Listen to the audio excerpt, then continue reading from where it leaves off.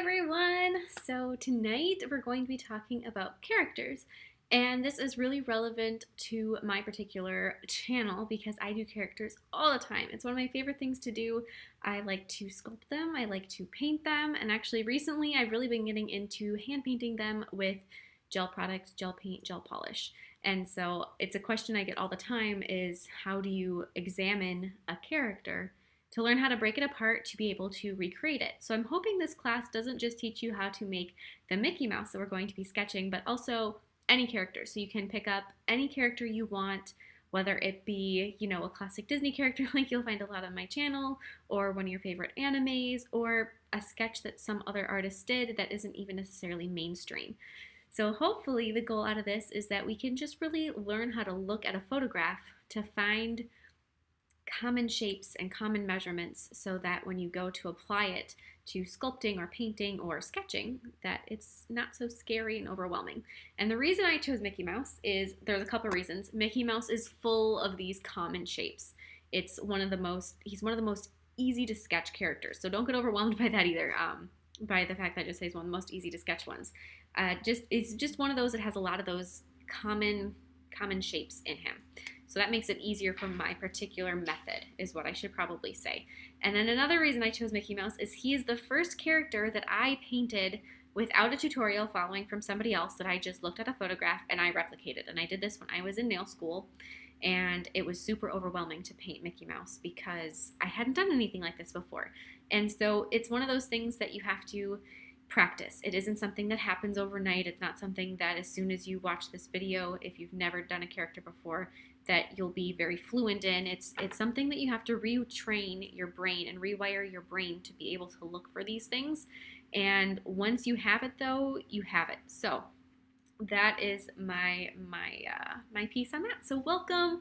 Grab a pencil, grab a piece of paper. If your pencil has a little eraser on it, fantastic. I hope we're not going to use erasers tonight. Try your best not to.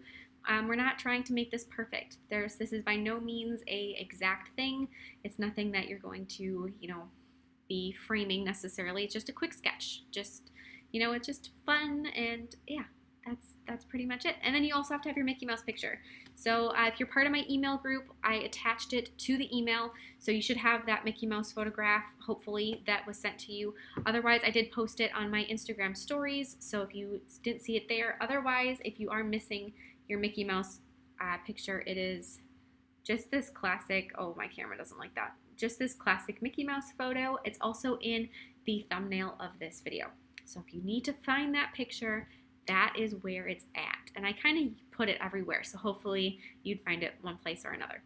So that's what we need for this. Now my tips. This is very broad spectrum. This isn't, just to this. Like I said, this isn't just about Mickey Mouse. This is about any time you want to replicate a character. And not even necessarily character. This could also go for replicating patterns or flowers or just abstract things. If you do an abstract design, all of that stuff. This is just the general. I'm trying to replicate this from my, my reference photo to my nails or to my canvas. That's exactly what we're doing, and it doesn't have to be a character. So choose a high quality reference photo. I say this because I found this specific issue when I was looking for my Mickey Mouse picture, is that I couldn't find any. You have a moment. Go grab your supplies. Go and just grab your reference photo, or get a reference photo that's high quality. When you're finding them and you're Googling for them, that's what I just use the Google images, and I type in a pretty generic version of what I want, unless I can't find it, and then I'll narrow down my search terms. But I tried broad things first, just so that I don't discount an image because I put in too many words. So like for this one, I just typed in Mickey Mouse. I didn't, type in face Mickey Mouse or front view Mickey Mouse or anything like that. Just keep it simple. And then Google will tell you when you click on an image in the bottom corner what the photo resolution is. And, if I see anything that's got 100 pixels in it, that's too small. I love it when it's 500 or better. That is my goal. And you're replicating it on something very small, but the better you can see what you're painting, the better you can paint it, because you can see exactly what you're supposed to do. So that's a really important one. The next one is looking for simple shapes, and we'll go over that a little bit better later with some photo representation. And then look for ways to measure distance. And this isn't in inches or centimeters. This is within the image. This is the length of an eye to the length of an ear. This is the length of a forehead to the width, or the width of a forehead to the width of somebody's chin. Like my particular face, I have a pretty rectangular face, so my forehead and my chin width, or my lower jaw width, is about the same. If you're trying to paint me, you'd want to look for that measurement. So that's the kind of things that you want to do. And if you're looking at eyes, you want to look at how far the eyes are spaced in comparisons to the nose, to the mouth, to the jaw, to the hairline. You want to look at how far their ears are. Are their ears right in the middle, right between their eyes and their nose? Like if you look at my ear right here, you can see it lines up with my pupil in this perspective, and then my ear lines up with about the bottom of my nose. So then you know where to place the ear. All of those things that you're looking at, you can use that information. And so the better you train yourself to look for that information, the better you can use that information because you have it. And then don't be afraid to start over. And I know that that's cheesy and corny and whatever, but I've started over plenty of times where I have done something I'm like, ooh, it's not good. I'm going to put this one in the trash. And then I start over. Maybe not that day, because I don't know about anybody else, but this happens to me actually more often than I want to admit, where I will get everything out to start working. I will sit down at my nail table, I will stare at what I'm supposed to be doing, and I'll think, tonight's not the night for it. I know it's not going to be good. My brain isn't focused, my hands are shaky, there's just an issue. And sometimes that happens, and then I start over on the day. I'm just like, whatever I do tonight isn't going to be good. I'm going to come back tomorrow. And usually I'm very grateful that I do that, because anytime I do that whole thing where I'm staring at my thing, I'm like, oh, this isn't going to be good, and I start to work, I usually end up causing more work for myself the next day because I messed things up because my brain just wasn't in it. So if there's anything that you can do to help that part of it, the better. Like I know for me, I'm always in a better mood if I'm drinking tea. So having a mug of tea is a great thing to help me out. And just different things during the day, I know I can prepare myself because I always work super late at night. And so if I'm too tired from the day, then I know it's not going to go that well when I work at night. And I don't know about anybody else, but I'm a firm believer in ashwagandha. It's like my life savior. So that is all of that. So now, here is our Mickey Mouse. I'll scooch over so you can still see my smiling face. Here's our Mickey Mouse. This is the picture we're using once again. If you didn't get the photo from any of those other places, if you want to screenshot this or take a picture of it, something quick, you can do that. So here's our basic shapes that we're going to be looking for. And in our little sketch today, we're just going to be doing his face. We're not going to worry about his body or his hands or anything else, because once you get more and more into it, the more tricky it becomes, per se. And the better you are, the more you practice, the more you can expand. So first shape we're going to be looking at is his head. I always like to start in the middle and then work my way out, especially when I'm working on a nail. Whatever is the most important thing to get on the nail, which is typically a face if you're doing a character, start with that. Because if your sizing is a little too small and you start on the ears and then all of a sudden you go to the face and maybe it's a little off center, it's not where you want. So start with the most important thing in the center of the nail. And that's, like I said, usually it's a face. So we're going to start with Mickey's face. We got a circle there. I think that's pretty straightforward. His face is relatively circular. Like I said, Mickey Mouse has these great basic shapes. So there's his circle for his head. Then the next thing I would look at is I'd look at his ears, because they're the next biggest shape besides, the facial features within his face. So his ears are, as you can see, I put my little circles on there. They're almost circles. So this works in my little theory because you can look at that, and even if you want to, if you have a reference photo, you can you can draw with your pencil on your phone, and it's not going to do anything to your phone, and you can circle them, and you can be like, well, you know what, they're not really a circle. But then you can take that information and you can use it, because you can then look at them and think, okay, so it's a circle, but the top one gets cut off a little bit on that side. The bottom of it keeps that circle shape, and then it just is a little more of an oval. And you can use that information to get the right type of an oval and the right angle on your oval. The next thing I'm going to look at is some of those facial features, because like I said, we're just doing his face. We're not doing body, arms, or anything else. So if I've got his circle for his face, then I'm going to need to circle for his head, circle for his ears. Got to work within that face. And I'm going to try to find any big thing. The next biggest thing, I think at least, is his mouth. So I personally would probably also draw in the shape from the black to the tan part of Mickey Mouse's face, but assume that that's done, then we're going to look at that mouth, because that's his big smile is the next biggest thing. And we have a triangle. But not only do we have a triangle, a little geometry for you, we have, and yes, Lady Press, this will be up for replay. I keep all my classes up. His mouth is a right triangle. So we've got these two. I'm pointing to my screen like you guys can see my finger. His tongue is the center of that right triangle, and it goes up equidistant to his little smile lines. So you've got this nice shape to try to, just to kind of keep your measurements going. And then it goes right across and it skirts the bottom of his nose. Like I said, you want to look for all of these things that you can use later. So that little bit of his little smile lines goes right across the bottom of his nose. The right triangle goes just about to his chin, but if you look, that bottom part of his mouth is also right within that original circle. I'm going to go back. Right, the bottom of the mouth, right within that original circle. So there's a couple things that pop out of that circle, his cheeks on the sides and his lower lip, but that bottom of the mouth right in that original circle. Now his eyes. His eyes, from the bottom of his eye to the top of his eye, is give or take the same distance as the top of his eye to the top of his forehead. Super helpful, because when you're going to start sketching in the shape of those eyes and the height of those eyes, I've drawn Mickey Mouse multiple times. Like I said, first thing I painted way back when, I've sculpted him so many times since then, is if you type in Hotpinkzebrapolish and Mickey Mouse, you'll find a lot of videos. If his eyes are the wrong size, he looks weird. Super weird. I know from experience. So knowing the height of those eyes compared to his, his whole face is going to help you exponentially, because the eyes are the most important part. Like I said, you want the face in the center of the nail, but the eyes of anything are super critical to making sure that it is, it just has the intensity. You want it to be right. As soon as I look at, some art, I look at eyes. It's the first thing I always do.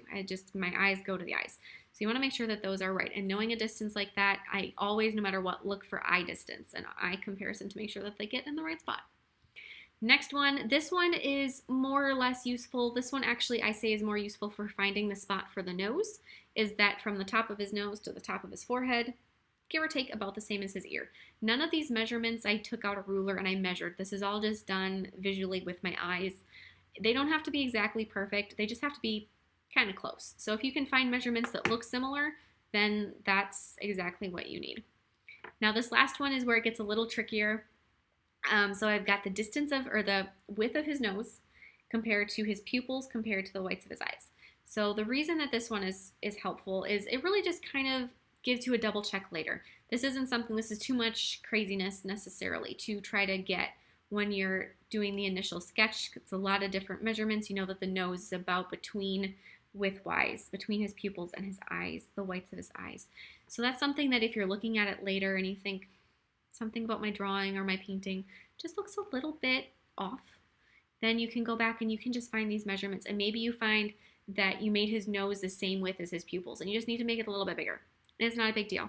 And then you do that and you think, oh, thank goodness, that's all it was. So if you find other things like this just to compare, if you can pinpoint where the issue is, if you can pinpoint, yep, it's his nose that looks weird, maybe finding some of these extra more minute measurements can help you figure out why your nose looks weird.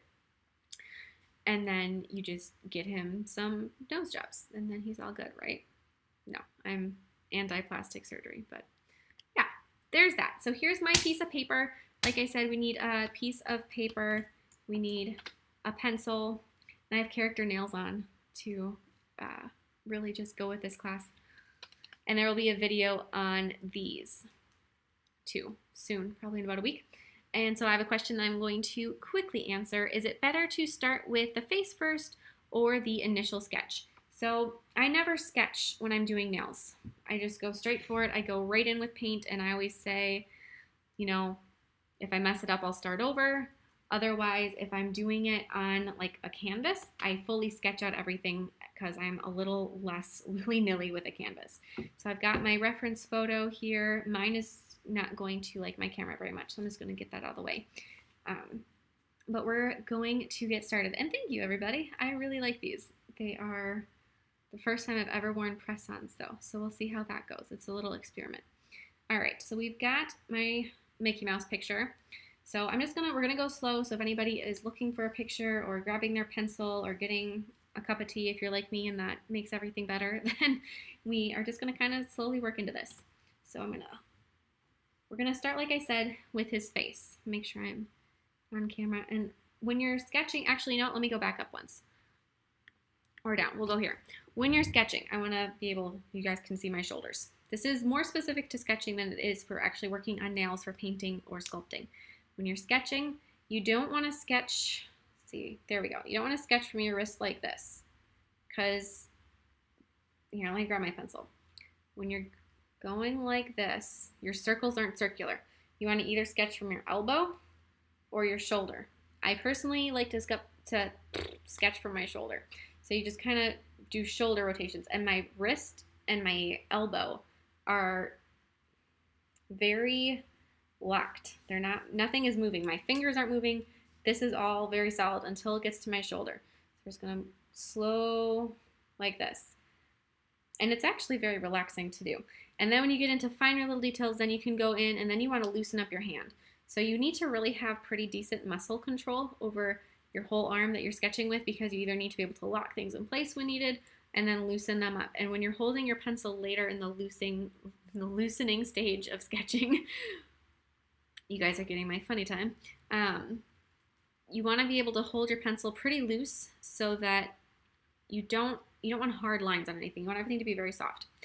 And hello, Sarah from Minnesota. I'm from Wisconsin, so we're neighbors. There we go. We're back to my little sketch. So we're just gonna make a whole bunch of circles with our pencil. I stopped watching what I was doing, and my circles went crazy. So there's our first basic circles. So now after we have that done, we're just gonna leave it. Then we're gonna work on our ears, and I'm gonna do a couple circles for that too. Like I said, guys, this is a sketch. This isn't anything too specific. We're being loosey-goosey with it.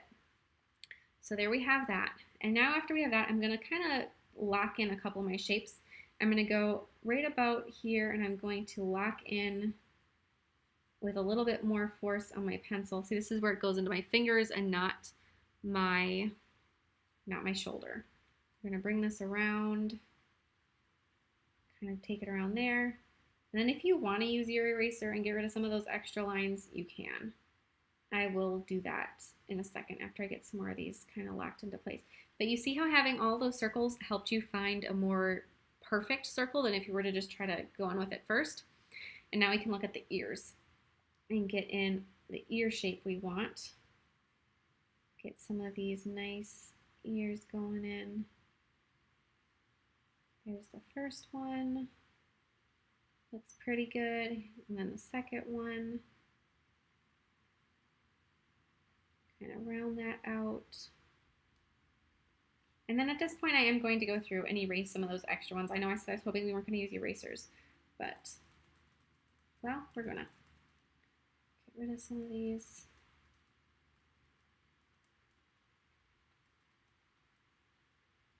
Okay, so some of those extra lines you can just get rid of. Don't, like, over worry about it. Don't try to make this perfect. It's just still an easy sketch. There. We got those first ones. So while you guys are checking this part out, I'm going to answer another question that came through. Is it better to sketch with a pencil on the nail before drawing your design in gel? I find that to be personal preference. I know a lot of artists do. I've seen some classes that show pencil sketching first, and I've seen some like pictorials on Instagram and such where people do a pencil sketch first. I personally don't. I just kind of go in, and I figure if I mess it up, I can always either paint over it or file it off. But I'm pretty confident in my character skills because I've been doing it for so long, where I find that I'm comfortable with that. But if you are more comfortable sketching it in with pencil first, there is no harm. The main reason that, because I did try that, and the reason I decided not to is that sometimes my pencil lines showed through my gel, and I had to have more layers of gel to cover up the pencil lines than if I didn't do them, because the pencil just kind of created this like gray fogginess to some of the colors. So that's why I personally decided to quit doing that. So now that we have these shapes, and you can see that I only took my lines down to about there, because that's about where his cheeks start. So I'm going to see if I can get that to show. That can show pretty good. So now you have to look, and you can see, if you were to imagine a halfway point going across your Mickey Mouse, you know that these lines go past the halfway point of the circle. It's more than half a circle. So we're just going to go down. It's a little bit more than half a circle. That looks pretty good. I'm happy. Then we're going to make just little lines coming out. And this goes around, and then it touches back to the bottom of our circle. So our bottom circle is about right there. So we're going to bring these out and tuck them into that bottom of the circle. Bring it out, tuck it into the bottom of the circle. And then once we have that done, I'm going to erase some more of these lines. And while I'm erasing, which is the best pencil to draw on nails with? Brand, size of lead. I would say the best brand, I'm in love with this pencil that I'm using right now. And I have used this to draw on nails. My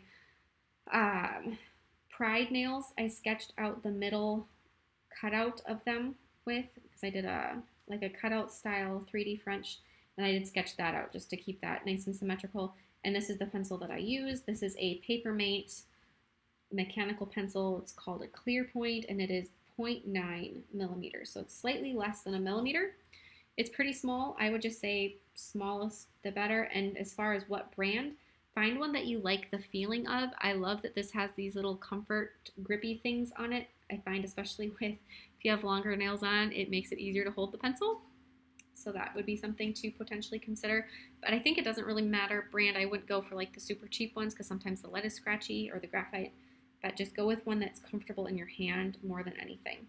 So now after we have that, we're going to continue this shape of his cheeks up and around,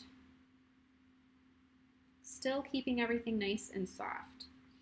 And then we're going to go back. I'm going to show you guys my phone again. Try to get that in the middle of my, there. So now if we're looking at the top of his eye, I don't know, his face tan part. These don't go all the way up to the top, so keep that in the back of your mind. And they go into the ear parts. So when you're looking at that, just keep going back and forth. Every time you start a new section of your drawing, just keep going back to your reference photo to make sure that what you're doing is right. And we've got a symmetrical Mickey Mouse here because he's full face on, so we can make a little mark in the very center of our Mickey Mouse. And then I'm going to actually start down here. And I'm going to curve this line up and then tuck it into that middle line that I made.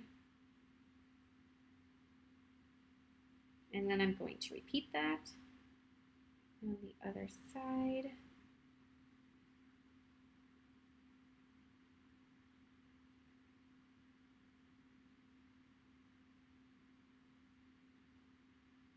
Just going up and around. Okay, so now we have that part done. Everything looks pretty good. If there's any extra lines you have. The other thing I like about this pencil is that both the graphite and the erasers are replaceable, so you're not getting a new pencil all the time, because there's no need to replace this whole plastic pencil when all you need is another eraser. And some of them don't have replaceable, and this eraser, one thing I like is that it is retractable, so you can make it longer if you want to. And we're going to do that. Just fix those lines up a little bit. Okay, so then the next thing we're going to do, like I said, is we're going to then do the mouth, because that's the next biggest thing. My theory is to go, the biggest points or the most prominent to the least. So then we're going to do that smile. If you remember, that's a 3-point thing. So we've got our very middle, which is on this bottom of the circle line. So we can even just make like a little line like that, and then it goes up. This is a right.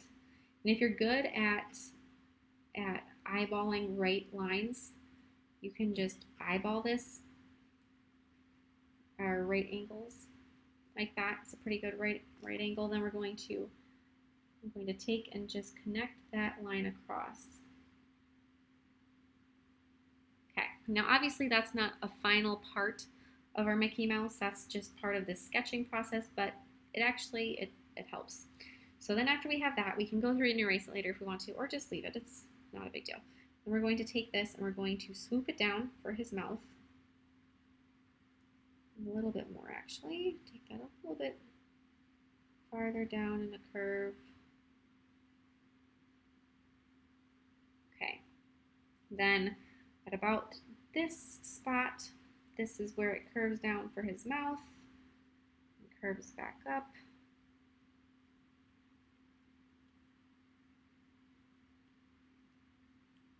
And then he's got his smile lines up in the corners. So now that we have those, we have our extra lines that we can get rid of. I'm going to get rid of some of these. You've got his chin that comes down. I'm going to add that in. Then we have more lines. So anytime if you were to paint this, you wouldn't have all these lines to get rid of because you would just be painting over them. So like for instance, when you were doing this part and you'd have this shape, you would just add this section with more gel polish. You wouldn't have to paint over that original line that was there because it would be all of this color, because I would always go through afterwards and add in my outlines. So then after we have that part, so this would all just be done kind of like layering it up. We've got that done. Then the next thing we're going to do is, if you remember back to our triangle photo, his nose rests right on the bottom of this line. So we're going to be adding in our nose. Nice little oval. And I'm not going to finalize that right now. I'm going to leave it very soft looking. Because then above his nose, we have his eyes. And his eyes are more important than his nose. So I'm going to leave his nose just kind of, like I said, very soft looking.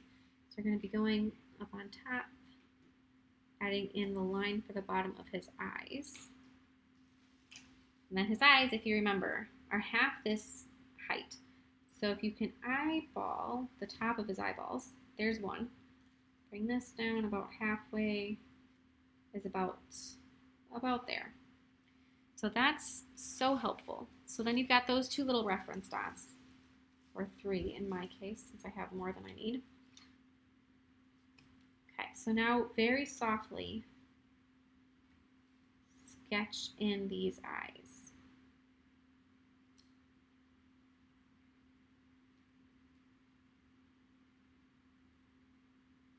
Okay, there's the first one.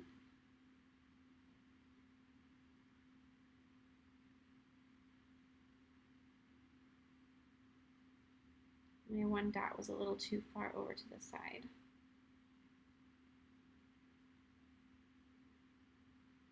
There's the second one. Okay, so now if we look, his nose to his eyes. Are his eyes wider than his nose? They are. They're not quite even though. So I'm going to try to fix that up a little bit. There we go. That looks better. So we've got his eyes and his nose. His eyes are wider than his nose right now. So I'm going to go through it then, since I'm happy with the size of the nose that I had roughed in. And I'm going to give that line a little bit more definition. Get rid of the rest of my triangle.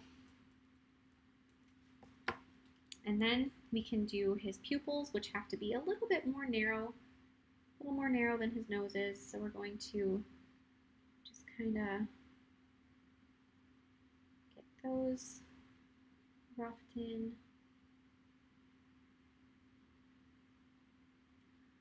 Just like so. And now pretty much what is left to our Mickey Mouse is his tongue. And that's it. So then we're going to go through and we're just going to do his tongue. A couple soft little shapes in there. And then if you want to have fun, you can do some shading on this guy. I'm just going to really quickly fill in some of these parts. This is my favorite part. I love coloring in this stuff because it goes from like sketch to final product in 30 seconds just by filling in Mickey Mouse's ears and forehead and cheeks and stuff.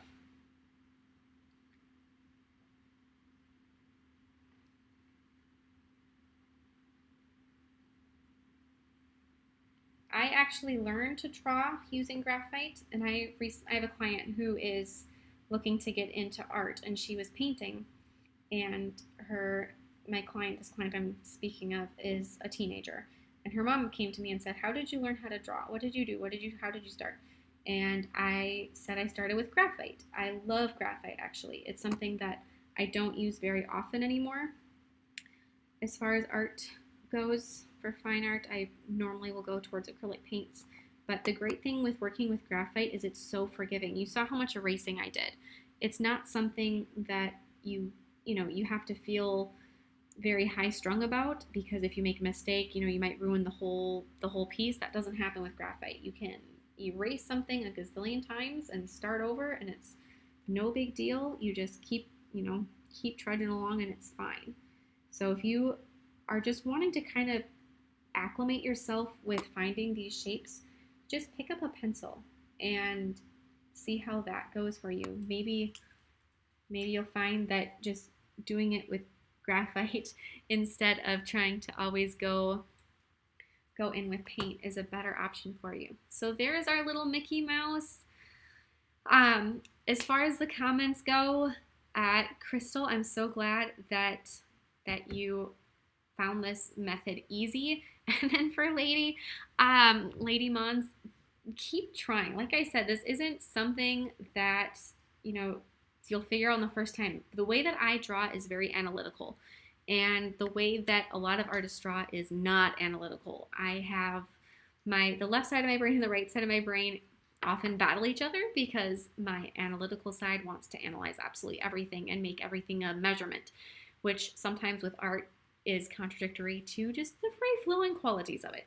And so my techniques might be a little different than other people. So if this works for you, awesome. And for Lady Mons, if this doesn't work for you, keep finding something else that does, because no one method is going to be right. The way that I do this is the way that I have found works for me over the course of, let's see, I've been using graphite for 12 years. I've been doing what I would consider fine art for 12 years. It's not something I developed overnight. And this technique might work for you, might not. It's fun to practice them. And if, like I said, if this works for you, awesome. If you find more ways to measure things, let me know. I'd love to hear them. And if this doesn't work for you and you have a better options with other types of tactics, great. And one thing about transferring this technique from, paper to nails or canvas or whatever, canvas is easier because you can actually do this on your canvas, this whole, extra circles and stuff. Once you get it to nails, you can definitely do it with a graphite pencil. I kind of gave my personal, opinions on that. It's not my favorite, but it does work. Otherwise, it's practice. It's a whole ton of practice. And the more you get in your head about trying to make it perfect and needing to get it right, the better chance it's not going to go so good. The more you just try to be like, you know what, tonight I'm going to paint Cinderella. We'll see how it goes. Then that works. And if you watch my channel and if you're familiar with my channel, you will know that painting faces of humans was never something I wanted to do. So 2 years ago, I did a Disney princesses series on my channel, and I did every single Disney princess I could think of, except for Anna, because I did Elsa instead, and I only wanted to do one Frozen character. And I know Elsa's a queen, and it's a whole thing, but I did all of them. And that was a lot of Disney princesses to make me do faces. And now I'm happy doing faces. I actually look forward to doing faces. It's really weird. And so making yourself do it, stepping out of your comfort zone, stepping out of your box or stepping out of your comfort zone, or your comfort box apparently, is really kind of the best way to do it. It's uncomfortable. It's not fun. It's definitely kind of just sort of icky feeling at first, but it is necessary. So I'm going to read a couple comments quick because you guys have been blowing up the comment box. I'm just going to make sure that, there's no questions or anything. But otherwise, you guys, I hope that this helps you. And these techniques really can be applied to any character out there. I know because I've done it to a bunch of them. And just if you have any questions, always feel free to send me a message, Facebook, Instagram, my email, whatever. I'm always happy to help. I love doing this. This is something that just is, yeah, it's my favorite. I love doing characters. So I hope I get to share that with some people. So I'm just gonna, yeah, so Lady Press says she can get it right on paper, but struggles on the nail. I feel that, yep. And then there's just, yeah, so you guys just keep practicing. Really, it sounds horrible saying that, to just keep practicing, because I'm sure, I know I've heard that my whole life, you know, with anything. You know, I started the oboe when I was 11. I'll just keep practicing. Actually, I loved playing the oboe while I did it. But, you know, that's pounded into our heads. And the reason it's pounded in our heads is because it is true, unfortunately. Is charcoal pencil good to sketch with? I personally think charcoal's messy. Some people love it. Not my thing. But it's whatever works for you.